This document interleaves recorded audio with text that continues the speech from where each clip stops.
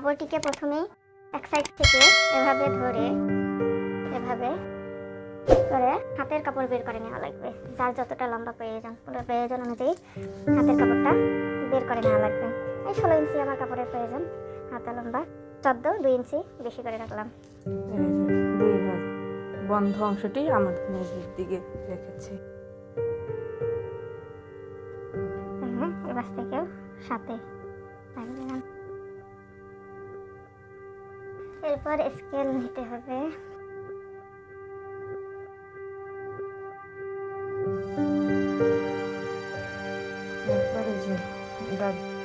Body যদি কারো 34 হয়, এই যে 34 যদি বডি হয় তাহলে এই যে ফিতাটিকে এভাবে 4 ভাঁজ করে নেব। 34 আগে ইয়া করতে হবে। 34 যদি বডি হয় তাহলে 34 এর সাথে 4 যোগ করে নিতে হবে। 34, 35, 36, 37, 38। এই 38কে আবার এরকম করে ধরে নিতে হবে। ফিতায় 38 এভাবে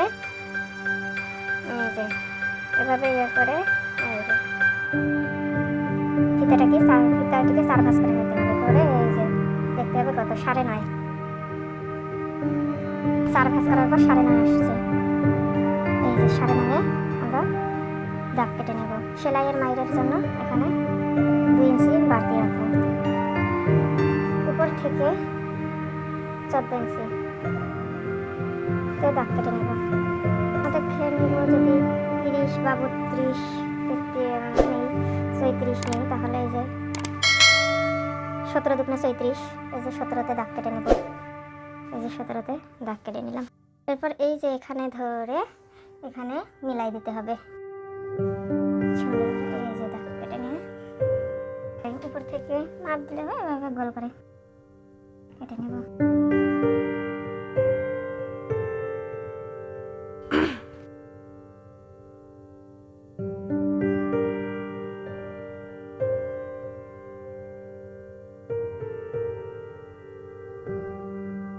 এখন আমাদের কি করতে হবে? পিছন পাট ফেলে নিছি। বাড়তি কাপড়টার উপর পিছন পাটটি ফেলে নিলাম। এখন এভাবে এই যে পিছন পাটটা সমান করে কাপড়টিকে কেটে নিব আমরা।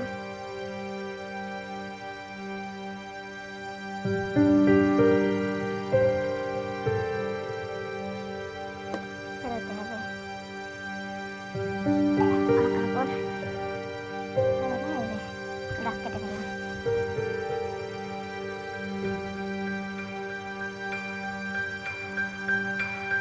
এই যে এটা সাইড থেকে ধরে এই যে উপরে তুলতে হবে।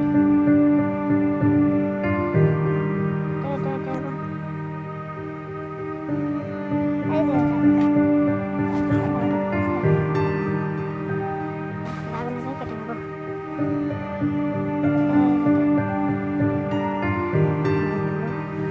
কোটি কাটা রেডি। এবার আমাদের হাত কেটে নিতে হবে।